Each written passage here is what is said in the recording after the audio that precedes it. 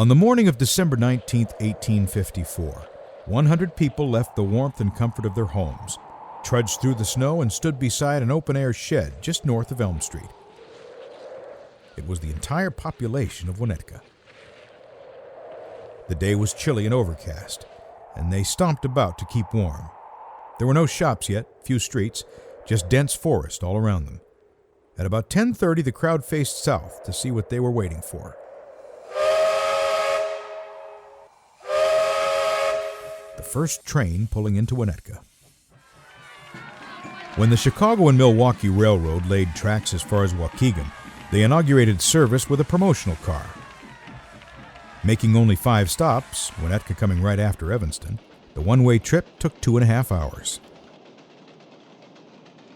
In order for the train to make the steep grade up to town, it was necessary to build a trestle between Indian Hill and Winnetka, seen here. Initially, the railroad laid only one track, so turntables were built all along the line. This one was at Spruce Street. To send the train back to Chicago, the engine car was wheeled around this platform by hand. The idea of commuting to work in Chicago by rail was the brainchild of one man, Walter S. Gurney. Gurney had come to Chicago not to make his fortune, but to expand the one he already had. As head of the Chicago Hide and Leather Company, where it's presumed he met Charles Peck, he made a fortune. He was elected mayor twice, Democrat. After failing to win a third term in a bitterly fought contest, he became president of the C&M Railroad. Gurney has been called the father of the North Shore, and for good reason.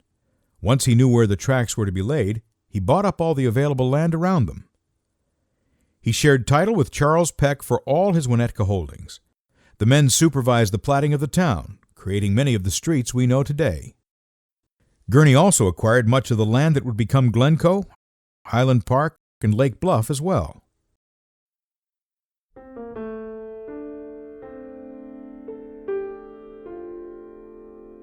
When the first train pulled into Winnetka on that blustery December morning, the Indians had been gone less than 15 years. There was not a single paved road here. No sidewalks, no street lamps, kerosene or otherwise. Electricity was a half-century away, as was the telephone. Winnetka had no plumbing. People dug wells. There was no sanitation. Homes had outhouses. There were no shops downtown. There was no downtown. But in selecting Winnetka as a train stop, Gurney secured its future. For if he could father suburbs, he could kill them too. Anson Taylor petitioned for a train stop in Taylorsport. Gurney turned him down. Gurney had just purchased a 12,000-acre farm due north of Taylorsport, with the intent of developing a new town there. Having fond memories of his childhood in Glencoe, Scotland, he borrowed the name. He built a large castle for himself, meticulously landscaped, as a kind of advertisement for the town. And he made sure the train stopped directly in front of it. At the time, Taylorsport was a much more established town than either Winnetka or Glencoe, but in denying it a train stop, Gurney effectively killed it.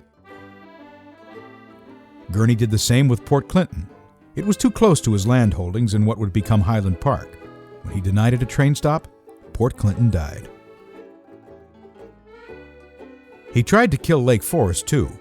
A group of Presbyterians requested a stop for their new town in 1856. Gurney said no. It was too close to his land in Lake Bluff, then called Rockland. Needless to say, Lake Forest survived his initial snub. Not everyone was happy with the train. Travel along the Federal Road dried up, bringing an abrupt end to the era of the tavern. John Happ packed up his livery and moved to a farm west of town, becoming one of the pioneers of Northfield. Many farmers, convinced the sparks from the engine would burn their farms to the ground, also packed up and left. Management at C&M, however, did not share Gurney's vision of railroad suburbs. In truth, the tracks were not laid for commuter trains, but for freight. Whether he was asked to step down or he chose to resign, we don't know. But Gurney's tenure at the railroad was short-lived.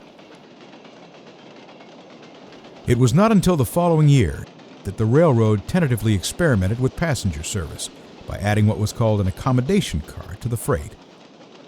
As commuter profits soared, it was freight that lost out.